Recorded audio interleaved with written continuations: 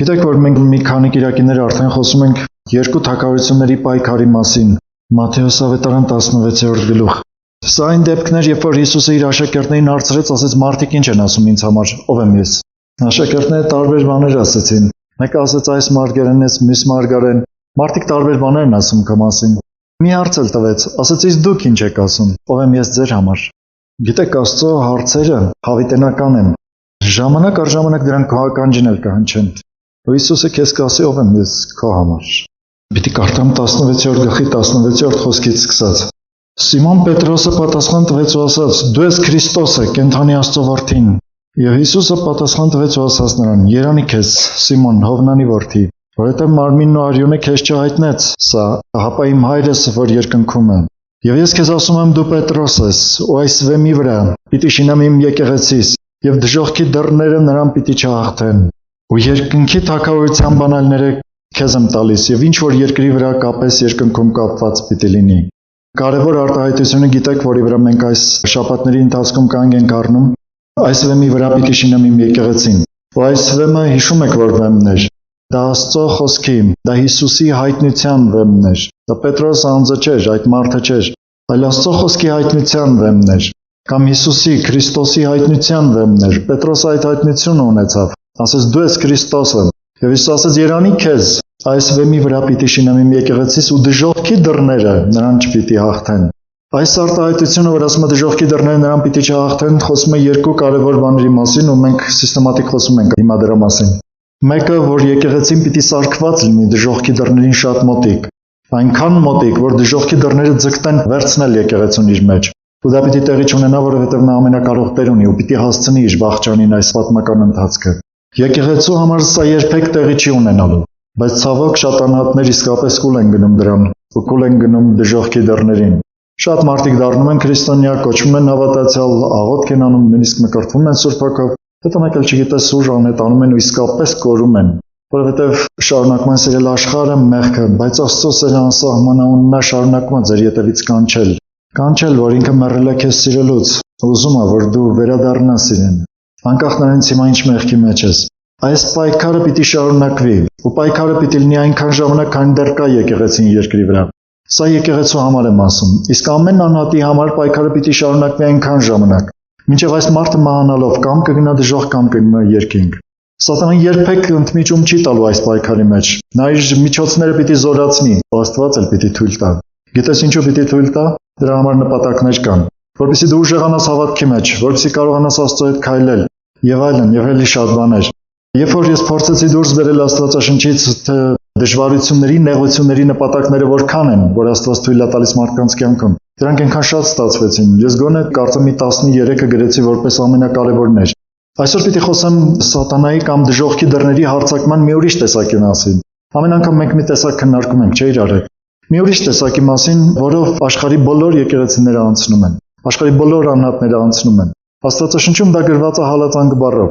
Այսինքն, սատանան հալածանք պիտի բերի եկեղեցու վրա։ Եթե ամբողջ եկեղեցին մասսայաբար չհալածվի, անհատները անպայման հալածվում են։ Անհատապես անպայման քո կյանքում տեղի ունենում հալածանք։ Մի քիչ հետո կնկարագրեմ, թե դա ինչպես։ Եվ Հիսուսի անվան համար հալածանքը գալիս է նրանից, որ այս պայքարը կա, երկու թագավորությունների միջև պայքար կա։ Բացառեք ինձ հետ Պողոս առաքյալի երկրորդ թուղթը ուղղված Տիմոթեոսին։ Տեսեք ինչ է գրում։ Դա անհրաժեշտություն է ուղղակի ամեն մարդու կյանքում։ Եթե ոմանք հալածանք չեն կրում, մի քիչ հետո կասեմ պատճառը որն է։ Երկրորդ թղթի 3-րդ գլխի 12-րդ խոսքը։ Եվ ամեն նրանք, որ ուզում են աստվածապաշտությամբ ապրել, Քրիստոս Հիսուսով հալածանք պիտի կրեն։ Առաքյալը շատ կոնկրետ է խոսում։ Չի ասում գուցե քո կյանքում հալածանք կլինի։ Ասում է պիտի կրեն հալածանք, որովհետև ապրել աստվածապաշտության կյանք Հիսուս Քրիստոսով ու չունենալ հալածանք, այդպիսի բան չի լինում։ Ոնց որ մարդը ուզենա լինի մի բանակի մեջ, բայց հանկարծ այդ բանակի դեմ պատերազմող դուրս չգա, այսպիսի բան ինչպես կլինի։ Բայց չէ՞ որ պատերազմող բանակները իրականում այսօր կանգնած են իրար առաջ, ու այդ հարձակումները իրար վրա շարունակվում են անկախ նրանից դու ուզում ես թե չէ։ Որտեղ էլ որ դու լինես, քո տանը լինես, աշխատավայրում լինես, որտեղ էլ լինես, այդ պայքարը պիտի շարունակվի։ Հալածանք ապրում են այն մարդիկ, ովքեր ապրում են Աստծո թագավորության մեջ։ Ովքեր Քրիստոսով ապրում են Աստծո թագավորության մեջ, այդ մարդիկ հաստատ հալածանք են կրում։ Լսում եք, ովքեր ապրում են սատանայի թագավորության մեջ, նրանք հալածանք չեն կրում։ Նրանք կարող են հալածվել, գիտեք ինչի համար, որովհետև իրենք մեղք են գործում։ Սա չեն անվանում հալածանք Հիսուսի անվան համար։ Պետրոսը զգուշացնում ասում է, եթե կհալածվեք, ձեր մեղքերի պատճառով չասեք Քրիստոսի անվան համար հալածվեցի։ Գրված 1 Պետրոս 4 գլխում։ Եթե դուք սրբության համար, ճշմարտության համար, այդ դեպքում հալածանքը անպայման կլինի։ Կարող եք կարդալ ինձ այդ Գործք առաքելոց 14-րդ գլխի 21-րդ խոսքը։ Ուզում եմ, որ հաստատվի ձեր մեջ հալածանքի գաղափարը։ Տեսեք Գործք առաքելոց 14-րդ գլխի 21-րդ խոսքը։ Գիտեք, երբ որ 2000 տարվա հեռավորությունից մենք նայում ենք առաջի դարի եկեղեցուն,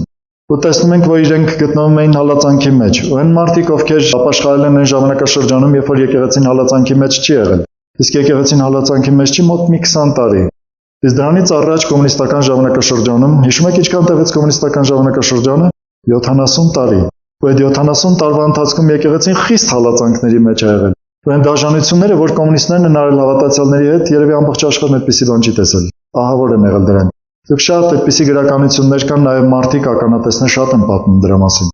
Ուրեմն ինչ էր տեղի ունենում Գործք առաքելոց 14-րդ գլխում։ Գրված է, որ Պողոս առաքյալը իր ճանապարհության ընթացքում անցնում էր, խոսում էր աշակերտների հետ, ու արդեն սա իր ճանապարհության վերջի մասն էր։ Եվ գրված է այսպիսի մի արտահայտություն 21-րդ խոսքում. Աշակերտների սրտերը հաստատելով եւ հորդորելով, որ հաստատ մնան հավատքի մեջ, եւ ասում էին, թե շատ նեղություններով պետք է մեզ Աստծո թագավորությունը մտնել։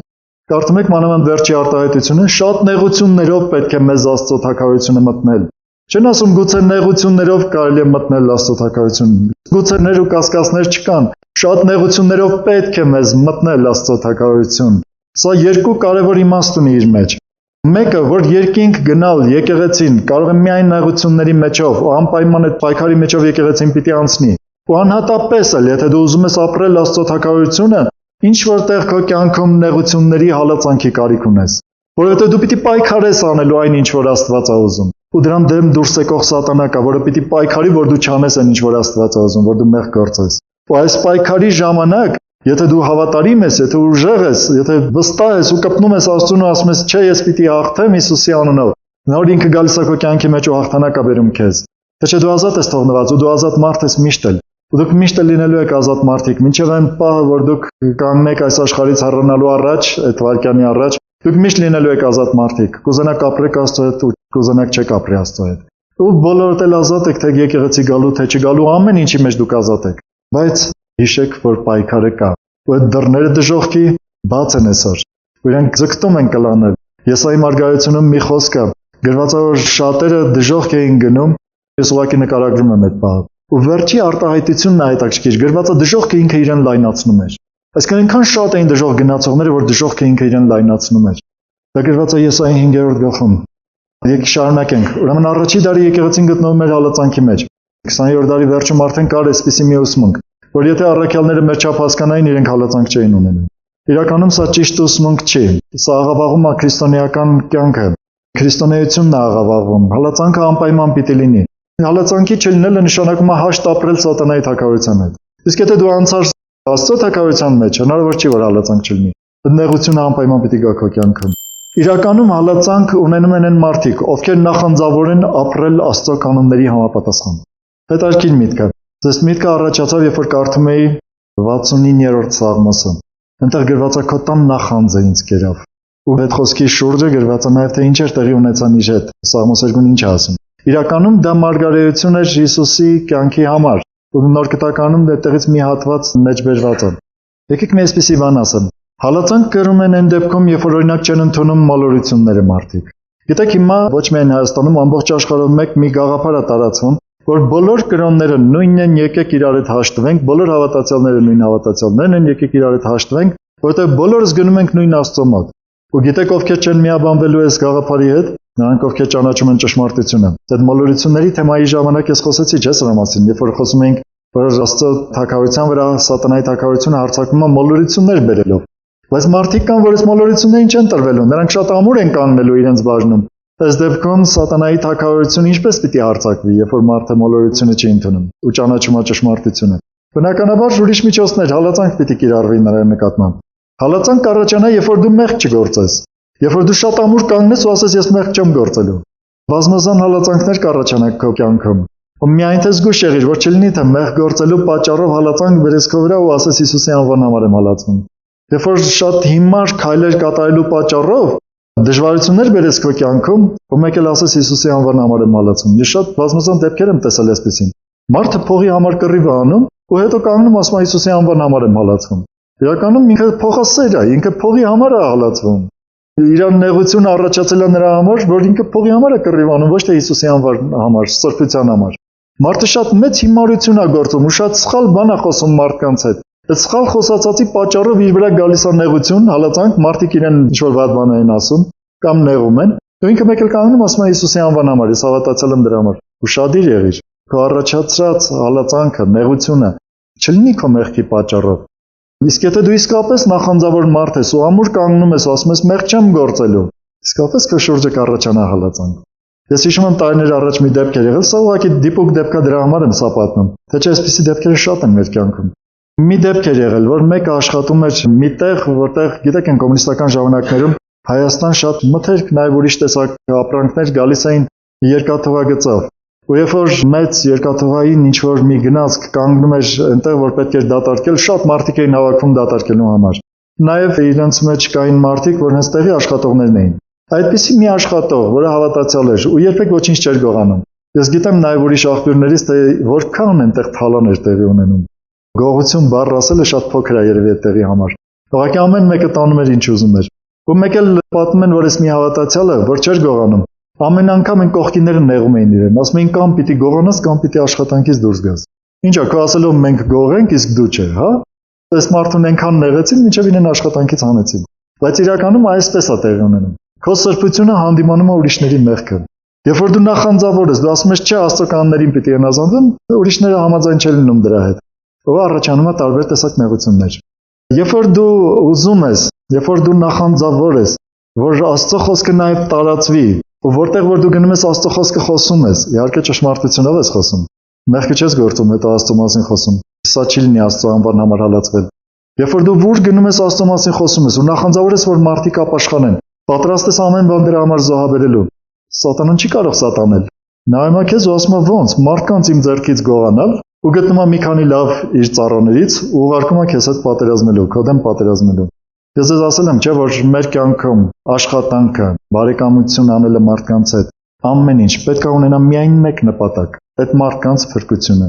Հակառակ դեպքում մենք ճիշտ չենք վարվի, եթե մենք աշխատավայրում, եթե մենք մեր բարեկամների, ընկերական եւ բոլոր տեսակ շրջապատներում։ Գիտեմ, այսօր մարդիկ աշխատում են փողի համար, բայց մենք որպես հավատացյալներ եկեք ավելի բարձր արժեքներ ունենանք։ Մենք գնանք աշխատելու այդ մարդկանց փրկության համար, փողը թող լինի կողքից լրացուցիչ։ Ու ոչինչ որ մի քիչ էլ փողը պակաս կլինի, Փառք Հիսուսին մարդիկ փրկվեն։ Ամեն։ Այ եթե դու այս սրտով գնաս, դու կունենաս հալածանք։ Բայց եթե դու գնում ես փողի համար ու հանում փողել մի բան էլ կռիվ ես անում այնտեղ, ոչ մեկն էլ չի ապաշխարելու քո աշխատավայրում։ Ես գիտեմ մարդիկ, որ շատ տարիներով աշխատում են ու իրենց կողքից նայում են մարդիկ, ու գուցե լսում են նաև խոսքը, որ այդ մարդը խոսում է, բայց մեկը չի ապաշխարում այդ մարդկանցից։ 10 տարին մի հոգի է ապաշխարում։ Սա պատղաբերություն չի։ Եթե դու իսկապես նախանձավոր ես սրբության մեջ ապրելու ու մարդկանց հավատքի բերելու, դա պիտի լինի քո միակ շարժառիթը։ Քո աշխատանքի պատճառով կարող ես շփվել ոչ միայն քո կոլեկտիվի անդամների, այլ նաև շատ մարդկանց հետ։ Կոլեկտիվի անդամների հետ հաղորդակցությունը լավ է, գիտեք ինչով, որ քո կյանքը բաց լինի, այդ մարդիկ կտեսնեն, որ դու սրբության մեջ ես ապրում։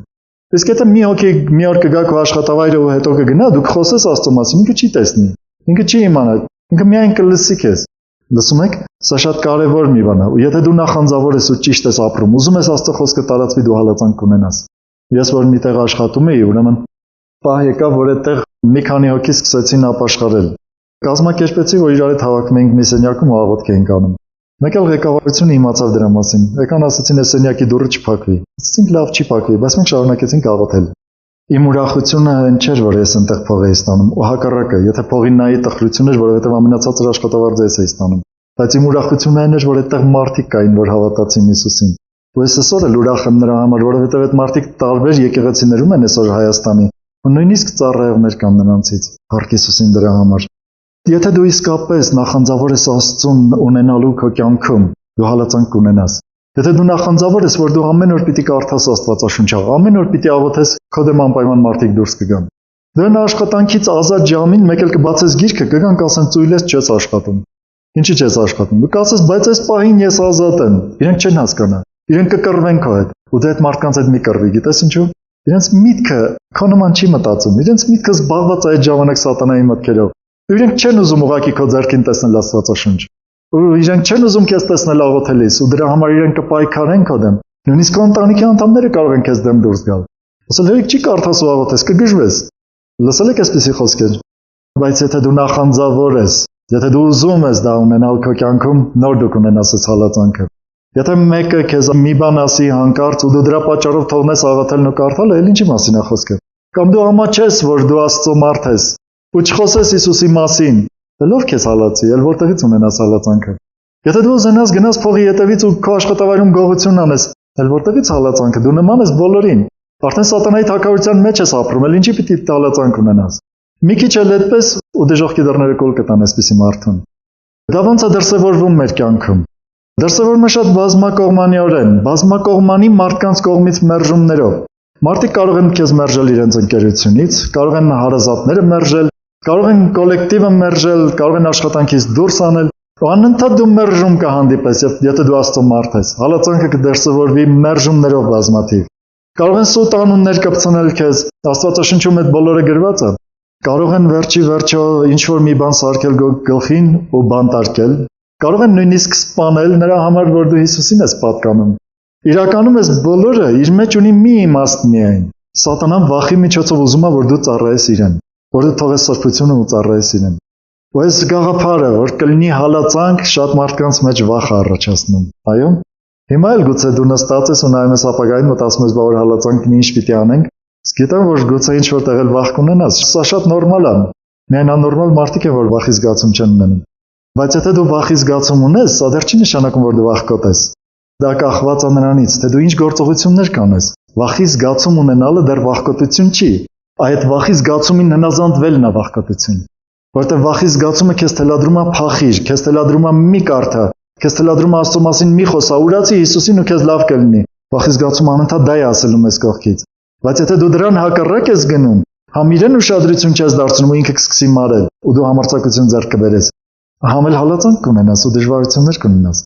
Ու համ էլ կհաղթես սատանային, որովհետև Հիսուսը միշտ քեզ հետ կլինի։ Այսինքն սատանայի նպատակն է վախի միջոցով քեզ հեռու պահել։ Ուշադրություն դարձրել եք Հայտնության 21-րդ գլխում, երբ որ նկարագրվում է Երուսաղեմ քաղաքը, որտեղ պիտի ապրեն արդեն փրկված սուրբերը։ Երբ որ դատաստանը վերջացել է, էլ ոչ մի մեղք չկա, էլ ոչ մի մեղավոր չկա։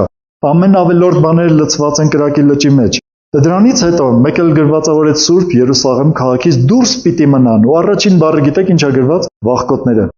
Նրանք, ովքեր կանցնեն հալածանքի մեջով ու ամուր ու հավատարիմ կմնան, նրանք կհասնեն այդ քաղաքին։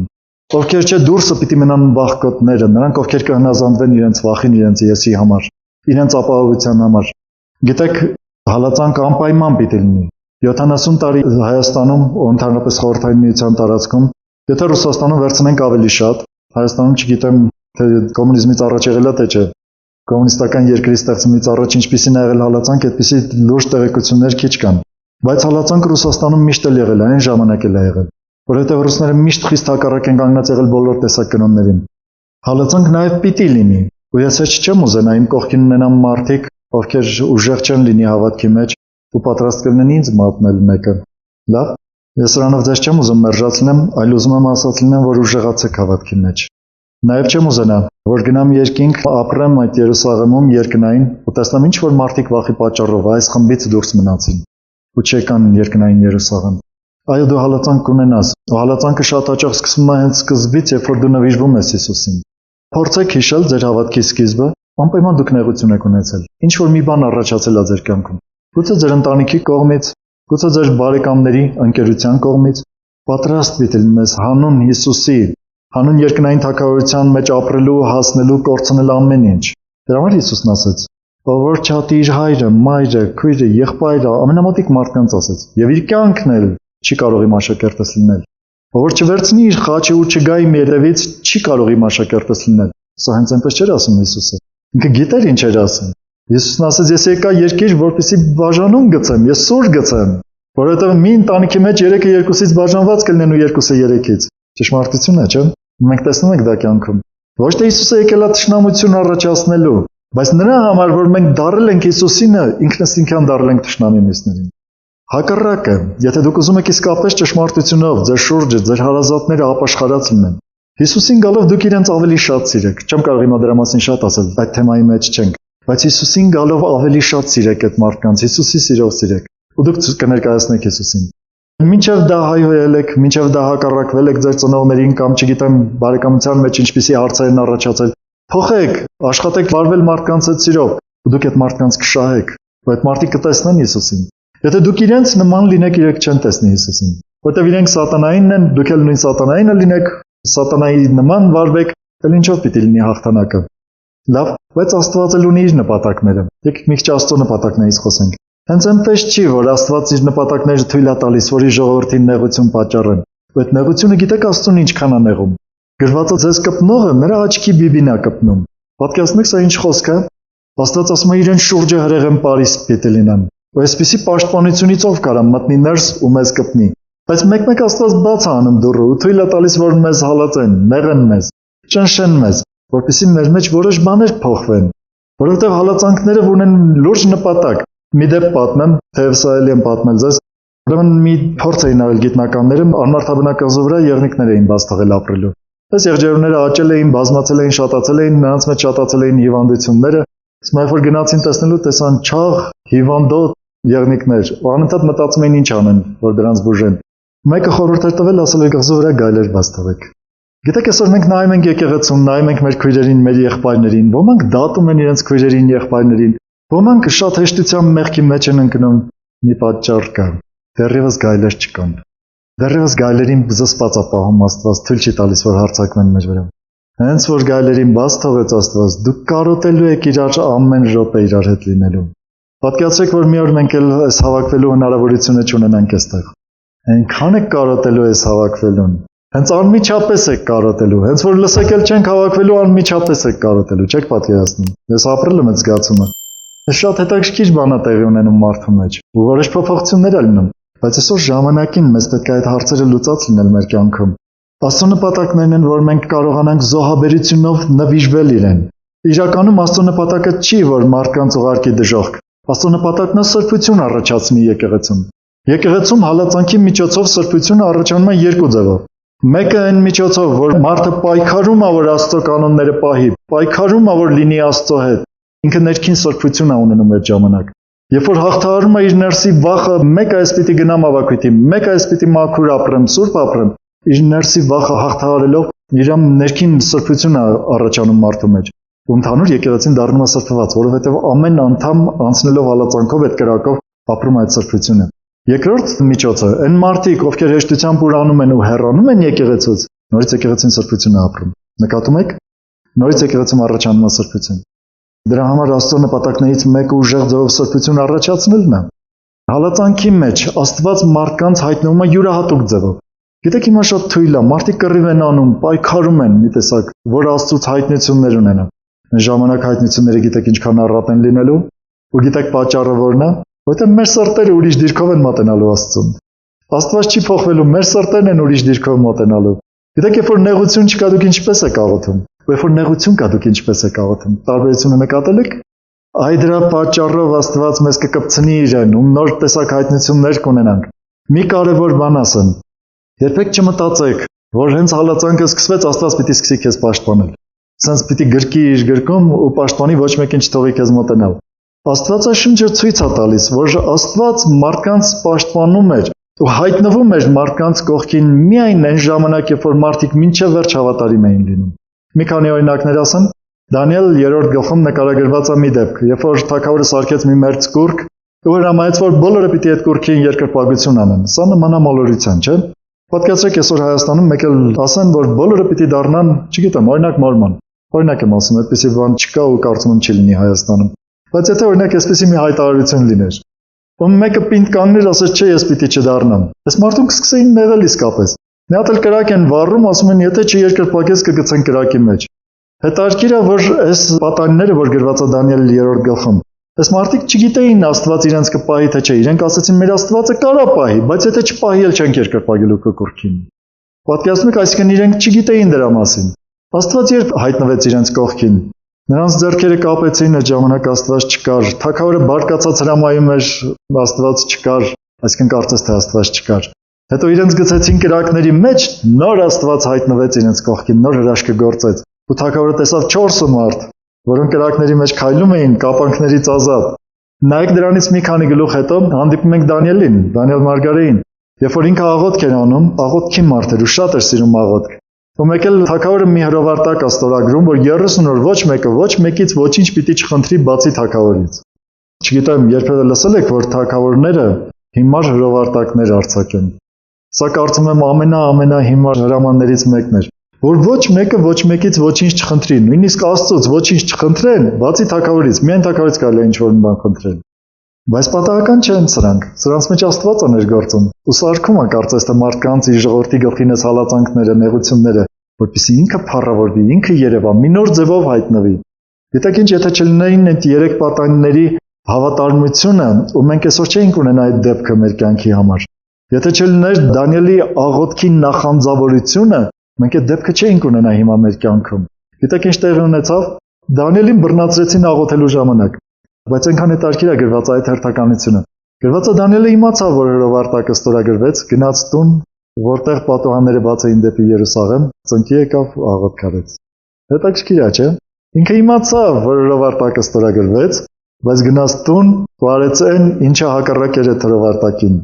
Գիտեք, Աստծո խոսքը ասում է հնազանդ եղեք ձեր վրա դրված իշխանություններին։ Ու մենք դա ենք սովորեցնում եկեղեցում, հնազանդվել մեր վրա դրված իշխանություններին։ Բայց ինչ որ այդ իշխանությունները կխոսեն Աստծոն հակառակ, ու կփորձեն մեզ փոկել ճշմարտությունից ու Աստծուց, ով ուզում է լինի, մենք դրան պիտի չհնազանդվենք։ Ավելի բարձր հեղինակություն կա դրանից։ Աստված, ալելույա,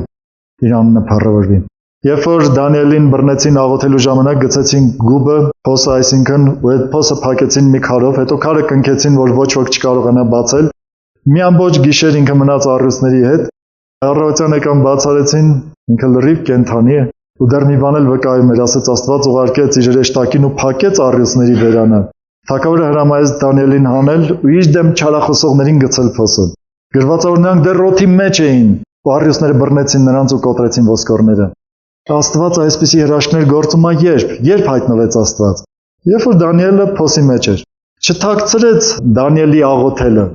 Հակառակը բաց էր, գնացեք, բռնեք, տարեք, գցեք փոսը, այնտեղ կտեսնեք ինչ կանեմ։ Հասկանում եք Աստծուն։ Կարևորը մենք հասկանանք, իմանանք, որտեղ Աստված մեր կյանքում կհայտնվի։ Ու որ նեղությունը մի քիչ խստանա մեր վրա, դրանից չնեղվենք։ Գուցե ավելի մեծ նեղության մեջ Աստված կհայտնվի մեր կողքին։ Ուզում եք նոր կտակարանային դեպք ասեմ։ Պողոս առաքյալը գրում է Տիմոթեոսի 2-րդ թղթում, ասում է, որ առաջին անգամ, երբ որ կանգնեցի Աստծյանի առաջ դատվելու, ասում է, ոչ մեկը իմ կողքին չկանգնեց ինձ պաշտպանելու համար, բայց Տերը կանգնեց ու ինձ զորացրեց։ Հետաքրքիր է, չէ՞։ Հիսուսը հենց պիտի դատարանում հայտնվեր Պողոսի կողքին, մարդիկ չտեսան, բայց ինքը զորացավ։ Մարդիկ չտեսան Հիսուսին այդ ժամանակ իր կողքին, բայց մարդիկ հաստատ տեսան նրա փոփոխությունը։ Մի ուրիշ դեպք էլ ասեմ նոր կտակարանից, առաջին նահատակը Հիսուսի անվան համար հիշում եք ով էր։ Ստեփանոսը։ Առաջինը, որ մեռավ Հիսուսի անվան համար հալածանքի մեջ։ Երբ որ գրված է իրեն դատում էին, ու մարդիկ նայեցին Ստեփանոսին դատի ժամանակ, իր երեսը հրեշտակի երեսի պես տեսան։ Ինչի մինչև այդ չէին տեսնում հրեշտակի երեսի պես, բայց այդ պահին տեսան, որովհետև ուրիշ ոչ մի մարդ, Աստված չունեցող ոչ մի մարդ չէր կարող երեսը հրեշտակի պես լիներ, երբ որ իրեն դատում ու դատապարտում են մահվան։ Պատկերացնում եք։ Ու չդիմացան գրված է, չկարողացան լսել, իրենց ակարները փակեցին ու տարան քարկոծելու Ստեփանոսին։ Լավ, եկեք շարունակենք։ Աստված եկեղեցում թույլ է տալիս հալածանք իրենից կախվածությունը ուժեղացնելու համար։ Ձեզ մի կարևոր գաղտնիք ասեմ։ Մարդկանց վրա քիչ հենվեք, ու լավ կլինի ընդհանրապես չհենվեք։ Այն մարդիկ, ում որ դուք կնայեք ու կմտածեք, որ ինչ լավ մարդ է, ինչ լավ հավատացյալ է, սպասի, նեղության օրը կիմանաս։ Ես չեմ ասում, որ հիմա սկսեք իրար կասկածելով նայել, բայց քո ներսի աշխարհը, քո սիրտը կտրիր մարդկանցից։ Աստված ուզում է, որ դու իրենից կախված լինես։ Եթե նույնիսկ մարդիկ ձգտեն քեզ օգտակար լինել, չէ՞, գուցե չկարողանան մարդկանց ձեռքը չհասնի։ Գուցե Աստված քեզ բերի այնպիսի նեղության մեջ, այնպիսի միտեղ, որ մարդկանց ձեռքը ուղղակի չհասնի քեզ օգնելու։ Չգիտենք ինչպես կլինի, բայց Պողոս առաքյալին, երբ որ գլխատում էին, ով կարող էր նրան օգնել։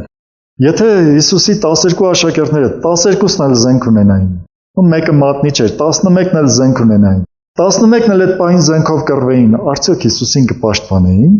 Արդյոք այդ ծրագիրը կիրականանա, չէ՞ որ Բուդդան քահանապետների հետ եկել էր մեծ բազմությունով։ Եկել էին զինված, իրենց հետ ունեին զինվորներ։ Այնտեղ նաև զինված էին ոչ միայն զենքերով, այնտեղ կային նաև աշխատանքային գործիքներ, որոնցով զինված էին։ Բայց չէր օգնի դա բոլորովին։ Այսինքն մարդկանց կարողությունները միշտ սահմանափակ են, որովհետեւ մեզ կարողանան օգնել։ Բայց նաև ինչ որ տեղ կա, որ մենք կարող ենք հրաժարվել մարդկանց օգնությունից։ Հիշում եմ մի դեպք, երբ որ եկեղեցու հայրերից մեկին ուզեցել են տանել Ռոմ եւ այնտեղ մահապատժի ենթարկել։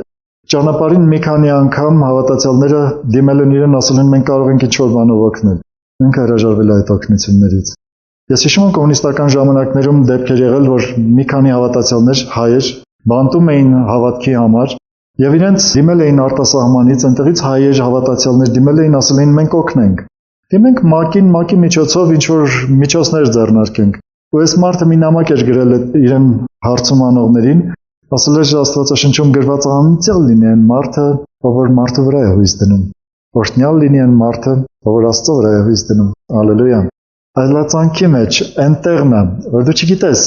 ով կարա քո կողքին լինի։ Չգիտես էլ մարդիկ կուզենան քո կողքին լինել, թե չեն ուզենա։ Ես չեմ ուզում, որ որևէ մեկը որևէ մեկին նայի որպես մատնիչի, որպես հուդայի, բայց դա կյանքում տեղի է ունենում։ Եկեք այսօր իրար սիրենք լիարժեք սիրով։ Լիարժեք իրար ծառայություն անենք։ Բայց մեր սրտերը հենված ունեն Աստծո վրա։ Տեսնում եք։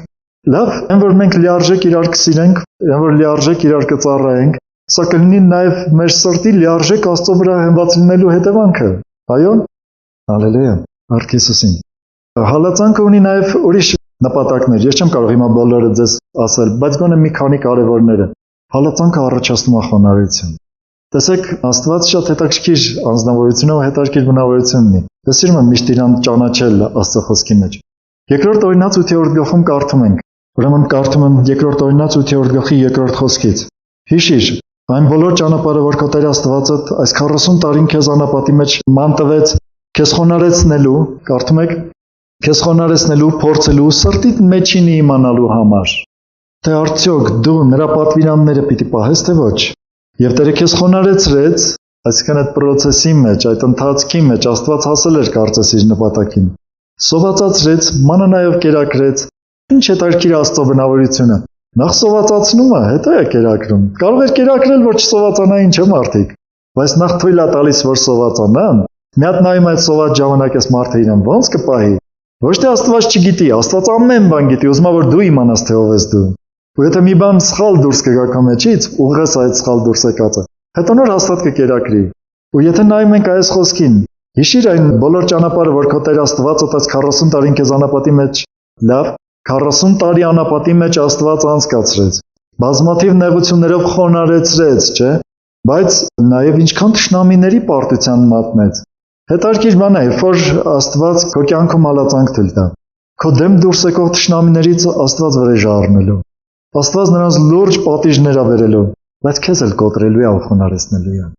Ու շատ հաճախ ինքը այդ թշնամիներին քո դեմ դուրս եկած մարդկանց չի կպնի, թույլ կտա հալածանքը այնքան մինչև քո սիրտը փշրվի։ Գիտեք, հաճախ մեր սրտերը կարծր են լինում։ Ու կյանքում էսպիսի բան կա, չէ՞, կարծր բաները ավելի կարծր բանով են ջարդում։ Եթե դուք վերցնեք ու փորձեք ադամանդը, գիտեք, որ մեր բնության մեջ ավելի ամուր նյութ գոյություն չունի։ Ալմաստը ինքը ամենաամուր նյութն է բնության մեջ։ Իրեն տաշելու համար, մշակելու համար ուրիշ նյութ չեն գտնում, միայն ալմաստ են գտնում։ Բայց շատ ուրիշ բաներ կան, որ մշակվում են հենց ալմաստով։ Նրանք, ովքեր արհեստավորներ են, գիտեն, որ շատ լավագույն գործիքների գոնե օրինակ կտրող, տաշող, ինչ որ բերաններ սարքում են ալմաստից, ու դրանք շատ լավ կտրում են, ու իրենք դժվար են մաշվում։ Միշտ ինչ որ կարծր նյութ մշակելու համար վերցնում են ավելի կարծր նյութ։ Հաճախ, երբ որ կտեսնես քո դեմ դուրս եկած թշնամիները չեն նահանջում, ուրեմն քո սրտում Աստված չի հասել իր նպատակին։ Եթե դու քո սիրտը խոնարհեցնես, փոխես, Աստված տեսնի այդ ջարդվածությունը ու հասնի իր նպատակին, օրինակ կախվածությանը իրենից, օրինակ խոնարհությանը, սրբությանը, ինքը քո թշնամիների դեմ է դուրս գալու։ Տեսեք, անապատի մեջ այդ ընթացքում ոչ մի թշնամի չկարողացավ Իսրայելին հաղթել։ Եթե մի բան կար, որ Իսրայելին հաղթում էր, դա հենց իրենց աննազանդությունն էր հաղթում։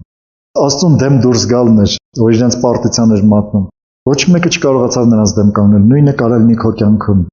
Եվ մի կարևոր բան էլ կա, սրա մասին չեմ կարող չասել։ Հալածանքի նպատակներից մեկը, բացառեք ինձ այդ Մատթեոս ավետարան 10-րդ գլուխ, Հալածանքի նպատակներից մեկն է, որ դուք վկայություն լինեք։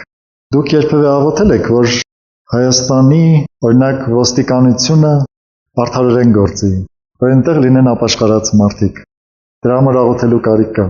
Ու ոչ միայն ոստիկանության, այլ Հայաստանի բոլոր օրգանների, այն իշխող կարծես թե իշխանություն ունեցող համակարգերի համար կարիք կա աղոթելու։ Բայց երբ որ աղոթեք, հաշվի առեք, որ եթե ուզում եք, որ իրենք փոխվեն, ուրեմն հաղորդակցություն պիտի լինի իրենց հետ։ Այդ մարդիկ պիտի հաղորդակցվեն ձեր հետ, տեսնեն ձեր տարբերությունը իրենցից, որ հասկանան ով է Աստված, որ ճանաչեն Աստված կա այս աշխարհում։ Պատկերացնում եք, ուրեմն Մատթեոս 10-րդ գլխում ես պիտի կարդամ 18-րդ խոսքը։ 10-րդ գլուխը այն հատվածն է, որտեղ Հիսուսը իր աշակերտներին ուղարկում էր եւ սովորեցնում էր աշակերտություն։ Ուղարկում էր ու սովորեցնում էր ինչպես պիտի անեն ավետարանչությունը եւ իրենց ավետարանչության ընթացքում ինչեր կլինեն։ Եվ 18-րդ խոսքում գրված է այսպես. Իմ անվան համար կուսակալների, թագավորների առջև պիտի տարվեք, նրանց եւ հեթանոսներին վկայություն լինելու համար։ Ասում է թագավորների առջև պիտի տարվեք, նրանց վկայություն լինելու համար։ Պողոս առաքյալի կյանքում դա տեղի ունեցավ։ Պողոսը կանգնեց մի քանի թագավորների, կուսակալների առաջ։ Նկատում եք, այնտեղ Ագրիպասն էր, Ֆիլիպոսն էր, այնտեղ քանի հոգի կային։ Մինչև Ներոն կայսրի առաջ ինքը կանգնեց։ Թեև գրված չի, որ Ներոնի առաջ կանգնեց, բայց գրված է, որ ինքը կայսրի առաջ պիտի կանգնի։ Աստված ասել էր կայսրի առաջ պիտի կանգնես։ Իսկ իրան գլխատել է Ներոն կայսրը։ Ու ինքը կանգնել է Ներոն կայսրի առաջ ու խոսել է Հիսուսի մասին։ Այնքան հետաքրքիր է Պողոս առաքյալի վկայությունը Ագրիպասի առաջ։ Ասում է ով Ագրիպաս արքա, ես ինձ երանելի եմ համարում, որ այսօր կարող եմ քո առաջ դատվել սրա համար։ Հետաքրքիր է, չէ՞։ Այսինքն Աստված թույլ է տալիս այս նեղությունները վկայություն լինելու համար։ Դու բաց նամակ ես։ Աստված քո մեջ գրել է իր հոգով, իր խոսքերը։ Այն կյանքը, որ կա Աստծո մեջ, այն ճշմարտությունը, որ կա Աստծո մեջ, ինքը գրել է քո սրտի վրա։ Բայց չի ուզում, որ այս նամակը փակված լինի։ Ուզում է, որ այս նամակը բաց լինի, որ բոլոր մարդիկ կարողանան կարդալ։ Դու ուրախ ես, որ այդ նամակն ես։ Այդ նամակը ուղղված է մարդկանց։ Մի անգամ էլ բացառեք ինձ հետ Տիմոթեոսի 2-րդ թուղթը, որտեղից մենք սկսել ենք խոսքը։ Այս անգամ 4-րդ գլխում պիտի կարդամ հենց այն խոսքերը, որը մի քիչ առաջ ասացի, մի քիչ ավելի երկար։ 4-րդ գլխի 16-17-րդ խոսքերը պիտի կարդամ։ Պողոսը գրում է իր աշակերտին Տիմոթեոսին։ Ու գիտենք, որ 2-րդ թուղթը Տիմոթեոսի դա վերջին նամակն է։ Դա գրվել է մոտավորապես 67 թվականին։ Իսկ պատմական տեղեկությունները ասում են, որ Պողոսին գլխատել են մոտավորապես 68 թվականին։ Այսինքն սա իր վերջին նամակն է եղել։ Առաջին անգամ ատյանի առջև կանգնելուց իմ կողմից մեկը չկանգնեց ինձ հետ։ Ապա բոլորը ինձ թողեցին։ Սա իրենց մեղք չհամարվի։ Բայց Տերը իմ կողքից կանգնեց ու ինձ զորացրեց։ Եվ գիտեք ինչի համար զորացրեց, որպեսզի քարոզությունը իմ միջոցով ամբողջական լինի։ Ու բոլոր հեթանոսները լսեն, եւ ես առյուծի բերանից ազատվեցի։ Թե այս ինչ պահը Աստվածաշունչը չի ասում, թե որ պահին է Պողոսը ազատվել առյուծի բերանից, բայց ուզում եմ, որ ուրիշ բանի վրա ուշադրություն դարձնեք։ Պողոսը ասում է, որ երբ որ առաջին անգամ ատյանի առաջ կանգնեցի, ոչ մեկը իմ կողքից չկանգնեց, միայն Տերը կանգնեց ու ինձ զորացրեց։ Նպատակն էլ ինչի համար, որ իմ վկայությունը, որ իմ միջոցով քարոզչությունը ամբողջական լիքը լինի։ Պատկերացնում եք, դուք երբ որ կլինեք նեղության մեջ, չաղոթեք Տերն ինձ նեղությունից ազատի միայն նրա համար, որ դու ազատված լինես, այլ հակառակը աղոթեք, ասա Տեր, ինձ նեղությունից ազատի այն ձևով, որ այս մարդկանց վկայություն լինի, եթե պիտի ազատես։ Իսկ եթե քեզ պետք է, որ ես մնամ այս նեղության մեջ, այս մարդկանց վկայություն լինելու համար, դրա հետ էլ համաձայն եմ։ Այո, մենք ստեղծված ենք դրա համար։ Աստված մեզ որոշել է դրա համար, որ իր անունը փառավորենք ամեն տեսակ վիճակների մեջ։ Ինչ անել, որ նեղությունների մեջ հավատարիմ մնալ։ Կարծում եմ սա ամենակարևոր բաժինը պիտի լինի մեր խոսքի։ Նախ հավատք է պետք, ու ամեն ինչ պետք է հենված լինի հավատքի վրա։ Գիտեք, մարդիկ վստահում են այն բաներին, ինչին որ տեսնում են։ Մենք այդպիսի մարդ պիտի չլինենք։ Մենք պիտի վստահենք այն բաներին, ինչին որ չենք տեսնում։ Մատթեոս ավետարանի 28-րդ գլխում վերջին խոսքը բոլորդ գիտեք։ 18-ից 20-րդ խոսքերը քրիստոնեության մեջ տարածված է որպես մեծ հանձնարարական անունով։ Հիսուս ուղարկեց իր աշակերտներին, ասաց գնացեք ամբողջ աշխարհը։ Ու այս գնալու մեջ, երբ որ դուք կգնաք, քարոզեք, կմկրտեք մարդկանց հանուն Որդու Սուրբ Հոգու, այնտեղ մի կարևոր վերջին բան ասեց, վերջի արտահայտությունը ասեց ձեր հետ եմ մինչև աշխարհի վերջը։ Նա միշտ մեզ հետ է մինչև աշխարհի վերջը։ Սա զգացմունք չի, դու կարող ես ոչինչ չզգալ, դու կարող ես այդ պահին վախի զգացում ունենալ, քեզ միայն հավատք է պետք, որ ինքը քեզ հետ այդ պահին քեզ չի թողել։ Ու ինչքան նեղություն ինքը թույլ կտա քո նկատմամբ, ինքը քո կողքին է, ինքն է թույլ տալու այդ նեղությունները։ Գիտեք մի բան եմ մտածում, այսպես խոսում եմ, բայց մտքից մի մասը գիտեք ինչ եմ մտածում, որ Սատանան լսում է այս խոսքերը ու խիստ կատաղում է։ Եվ պիտի կատաղի, գրված է, որ վերջի ժամանակներում ինքը գիտի, որ իրան քիչ ժամանակ է մնացել ու ինքը խիստ կատաղած է, այդպես էլ գրված է Աստվածաշնչում։ Ու ինքը մտածում է այդ ձեռս ընկնես ինչ կանեմ։ Բայց մենք պետք է ունենանք այս հավատքը, ուզում եմ որ Սատանան սա լավ լսի, որ մենք իր ձեռքը երբեք չենք ընկնելու։ Մենք միշտ լինելու ենք մեր հոր ձեռքերի մեջ, միշտ ենք լինելու։ Այն ամենամեծ նեղությունն էլ, որ դու կտեսնես Սատանայի կողմից քո վրա հարձակվելիս, մեկը դու մնում ես քո հոր ձեռքերի մեջ։ Հավատքը սա է ասում, որ դու մնում ես քո հոր ձեռքերի մեջ, նրանից օգտվում է Աստված միայն քեզ դաստիարակելու համար։ Նա նման է մի ճիպոտի, որ կախված է պատից, երբ որ Աստված ուզենա կվերցնի, կօգտագործի մի քիչ էլի կկախի, բայց վերջում գցելու է կրակի լճի մեջ այդ ճիպոտը։ Ու մենք հավիտյան ապրելու ենք իր հետ։ Լավ, ամուր եղեք այս հավատքի մեջ։ Ու միակ բանը, որ ձեզ հավատարիմ կպահի մինչև վերջ հավատքն է, հիշեք, դրա համար բոլոր շեշտը պիտի դնեմ այս լուծումի մեջ հավատքի վրա։ Սովորեք, եթե ուզում եք այդ ժամանակ, գահալացանքի նեղության ժամանակաշրջանը, ու դուք կարողանաք հավատքով մտածել, սա մի յուրահատուկ բան է։ Մարդիկ այնքան դժվար են հավատքով մտածում։ Փորձում ես մի քիչ ավել բան ասես, այս մարդուն ասես մի քիչ ավել հավատքից արդեն սկսում են կոդեմ կռվել։ Չգիտեմ հանդիպել եք այդպիսի դեպքերի, բայց հավատքը իրական ունեցած գիտելիքների կիրառումն է կյանքում։ Դու գիտեք, որ Աստված ամենակարող է, բայց ձեր կյանքի դեպքերի մեջ որքան է կիրառում նրա ամենակարողությունը, որքան է կախվում նրա ամենակարողությունից։ Դու գիտեք, որ Աստված ամենագետ է գտնվում ամենուրեք, դա ինչ եք հաճախ ուզում լինեք այն տեղերում, որտեղ ձեզ պետք չի լինել։ Հետաքրքիր է, չէ՞։ Երբ որ դու գիտեք միտեղ կարող է ձեր մասին բան ասեն, դուք ուզում եք լինել այդտեղում։ Չէ՞, լսել, իմանալ այնտեղ ինչ խոսվեց ձեր մասին, ձեր ինչին է պետք, ձեր Տերը գիտի, նա է լսել ու տեսել։ Ամեն հավատքով ունեցած ձեր գիտելիքները, այն ինչ որ սովորել եք Աստվածաշնչից, ձգտեք կիրառել այսօր կյանքում։ Ու դա ձեզ կբերի մի հատ յուրահատուկ կյանք, որը ձեզ կպահի, կպաշտպանի այն օրը, երբ որ կլինի նեղություն։ Ուրիշ ձևով ասած այսօր մեր ապրած կյանքի ընթացքում մենք նեղություն չունենք, չէ՞։ Սա ամենամեծ դժվարությունն է քրիստոնյաների կյանքում։ Երբ որ իրենք նեղություն չունեն։ Ուրեմն երբ որ դու այսօր նեղություն չունես, դու կառուցիր մի հատ հավատք քո սրտում։ Այն հավատքի մի հատ տուն կառուց, որ այն օրը նեղության գալու ժամանակ չվառվի այդ նեղությունից։ Ուրիշ խոսքերով ասած դու սարքում ես այսօր այն տապանը, որը այդ ջրհեղեղի ժամանակ քեզ պիտի պաշտպանի։ Ու դու քո սրտում հավատքի տապանի մեջ պիտի պաշտպանվես այդ օրը ու չես ունենա Հիսուսին։ Եթե դու ժամանակին ճիշտ Աստծո խոսքի համաձայն սարքես դա։ Սա կարևոր բան է, որ մենք իմանանք։ Վարժվել, մտածել Աստծո նման։ Հետո ինչ որ այսօր բոլոր միջոցները ունենք։ Հետո ինչ որ այսօր ամեն ինչի համար ինչ ես ուզում։ Մի բանի կարիք ունես, ձեռքը տանում ես գրպանը ու գնում ես։ Մեկ էլ մի տար գրպանը, ասա փողը կա Տեր Աստված, բայց քեզանից եմ ուզում։ Մի բան արա իմ կյանքում։ Ու գիտեք ամեն մի քայլը, որ Աստված կանի քո կյանքում, մի հատ յուրահատուկ հավատք կունենաս, դրա վրա հավատքը կկառուցվի։ Այն սկզբում որ ասացի պատահական չասացի, երբ որ դուք ձեր ունեցած գիտելիքները գործի եք դնում ու տեսնում եք հետևանքը, այդ ժամանակ հավատքը լիարժեք դառնում։ Դրա համար Հակոբոսը գրում է, ասում է հավատքը առանց գործերի մեռած է, գործերի միջոցով հավատքը կատարյալ է դառնում։ Ինչպես։ Ես գիտեմ մի բան Աստծո մասին, հավատքի մասին, դա գործադրում եմ ու տեսնում եմ հետևանքը, այստեղ իմ հավատքը հաստատվում է։ Ու երկրորդ անգամ եթե նմանատիպ դժվարություն գա իմ առաջ, շատ ավելի հեշտ գործի կդնեմ իմ հավատքը։ Ու մի անգամ, երկու անգամ, երեք անգամ վերջը դառնում է սովորական հավատքով մտածելը։ Այո։ Ուրիշ բան ասեմ, իհարկե սա կյանքի շատ ոլորտների է վերաբերվում, բայց եկեք հավատքով մտածել սովորենք։ Երբ որ մարդիկ քո դեմ են դուրս գալիս ու մի վատ բան են անում, ու նեղություն են տվել, այսօր սիրտը տրտմարծ է օրինակ, նեղված է սիրտը։ Հավատում ես, որ Աստված դրա թիկունքում կանգնած է ու ինքն է թույլ տվել։ Կառուցիր այդ հավատքը, որովհետև մի օր գուցե նեղությունը շատ մեծ կլինի, դու կարողանաս նույն հավատքով վերաբերվել։ Ու երբ որ նեղության հարց կլինի, ու մարդկանց կնայես, կասես ինձ նեղեցին, մարդկանց դեմ մի բողոքի, կանգնի Աստծո առաջ ասա Տեր Աստված, ինչու թույլ տվեցիր, սովորեցրու ինձ։ Այդ ինչուն էլ ասա ոչ թե բողոքի տոնով, այլ սովորելու աշակերտի դիրքով։ Ասա Տեր Աստված, տեսնում եմ, նեղվում եմ, բայց ասա ինչ սովորեմ սրա մեջ, ինչ անեմ։ Սովորիր հավատքով ապրել կյանքում։ Հիշեք, որ բոլոր տեսակ նեղությունները, սա էլ հավատքի բաժինն է, բոլոր տեսակ նեղությունները Աստված թույլ է տալիս մեր հոգևոր չափի համեմատ։ Այսօր ուժեղացրու քո չափը։ Մի քարոզիչի էի լսում, ինքը այսպեսի բան ասաց, հետաքրքիր է, այդպեսի բան հանդիպել եք։ Ինքը ասաց, որ Աստված նեղությունները պիտի թույլ տա կամ մեզանից պիտի պահանջի ոչ թե մեր այդ պահին ունեցած չափով, այլ այն չափով, որ մենք կարող էինք ունենալ այդ պահին։ Այսինքն պիտի բաց չթողնենք մեր ժամանակը։ Հավատքը նաև խոսում է նրա մասին, որ եթե մենք ճիշտ ենք եղել, բայց մեր դեմ դուրս են եկել ու սուտ անուններ են կպցրել, երկնքում մենք հարստություն ենք կտակում։ Մեր վարձքը երկնքում շատանում է։ ու մենք պիտի ուրախանանք դրանով, որովհետև գրված է, որտեղ ձեր գանձն է, այնտեղ էլ ձեր սիրտն է։ Եթե մարդու գանձերն ու սիրտը երկրի վրա է, այսպիսի մարդուն այնքան դժվար կլինի հափշտակության ժամանակ երկինք տանելը։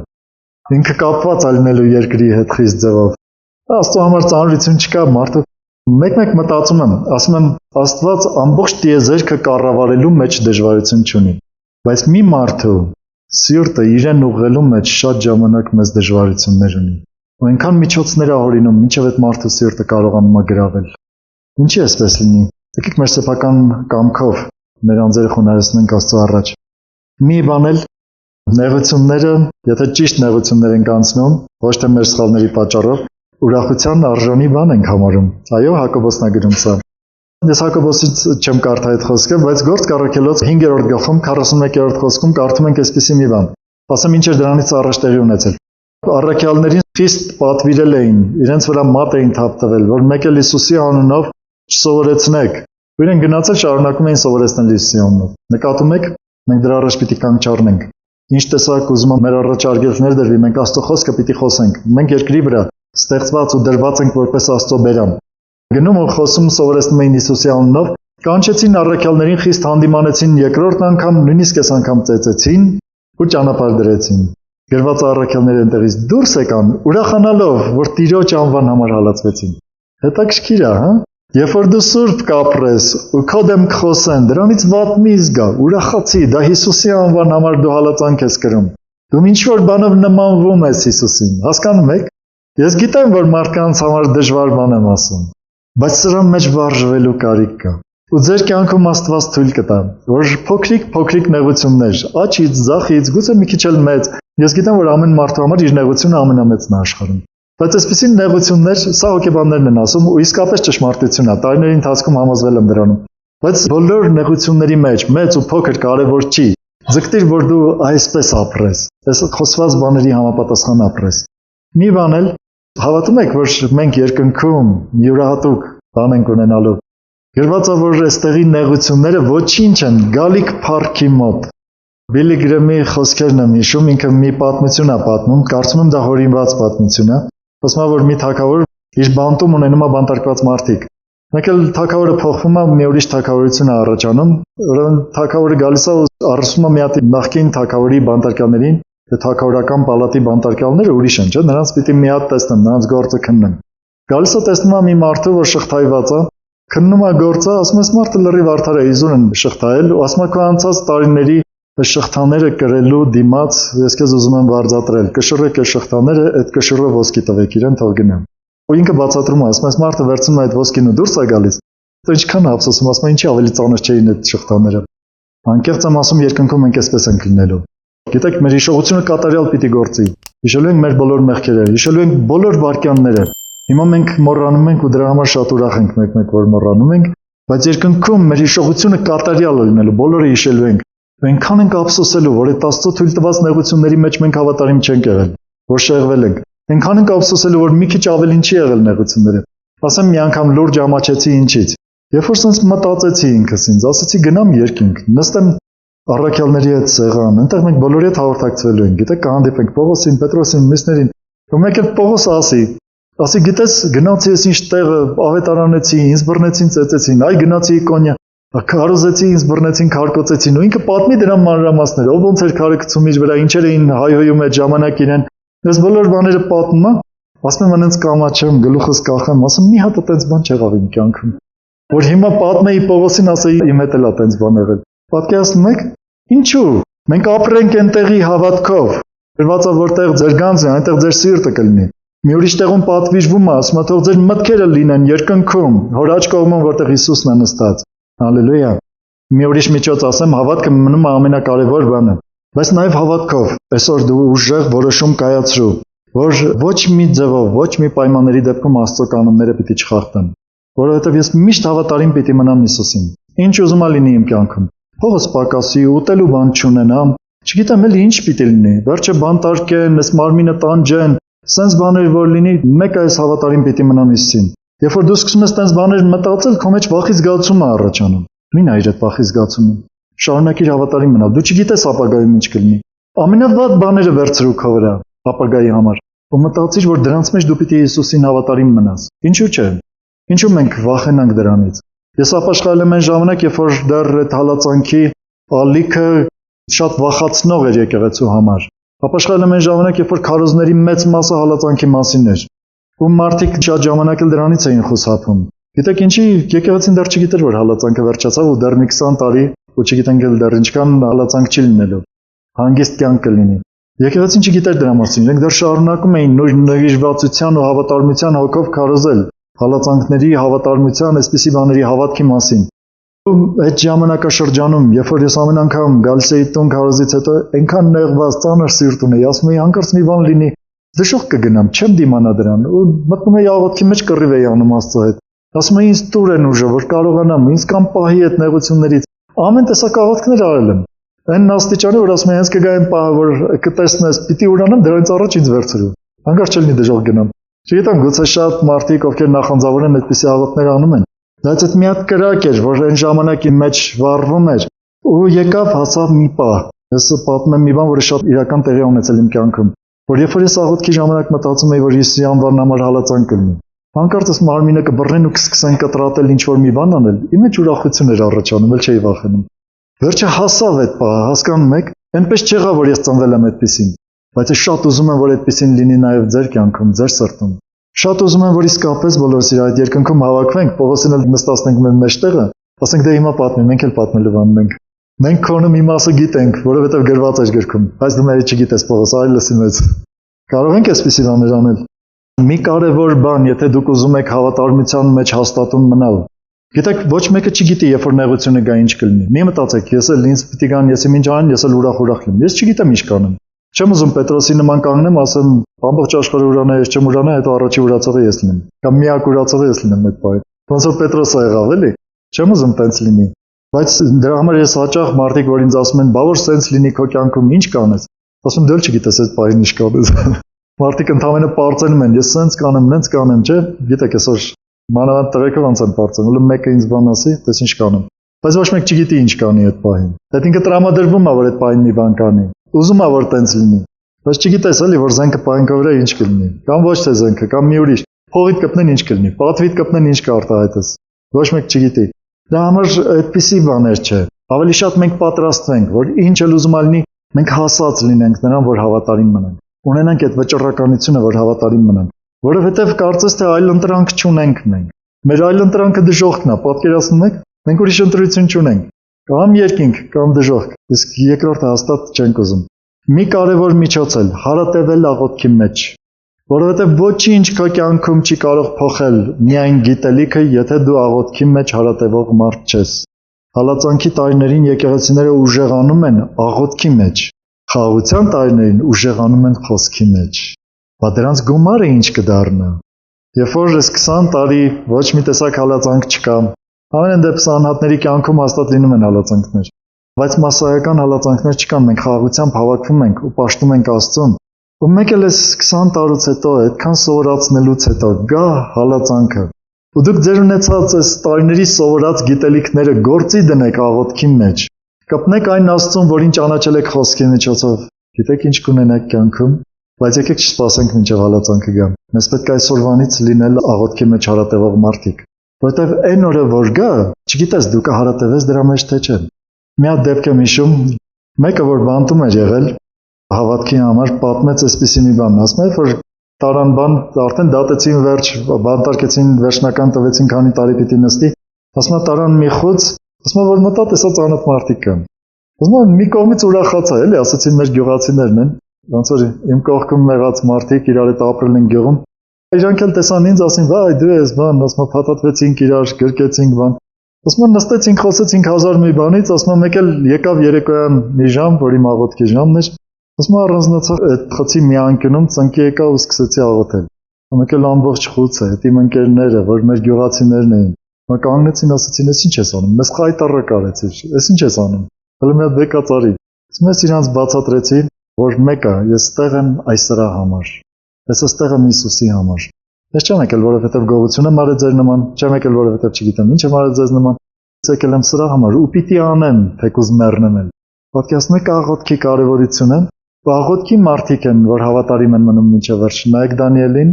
ինչու կարողացավ հանգիստ սրտով գնալ առյուծների բերանը, թեև Աստված փակեց այդ բերանները։ Բայց ինչու գնաց, գիտեք։ Գիտեր ում հետ գործ ունի։ Պողոսը ինչի էր գնում։ Ասաց գիտեմ ում եմ հավատացել։ Իսկ այդ գիտենալը միայն գիտելիք չի Աստծո խոսքից վերցրած քարոզներից լսած։ Դու անձամբ հանդիպել ես իր հետ,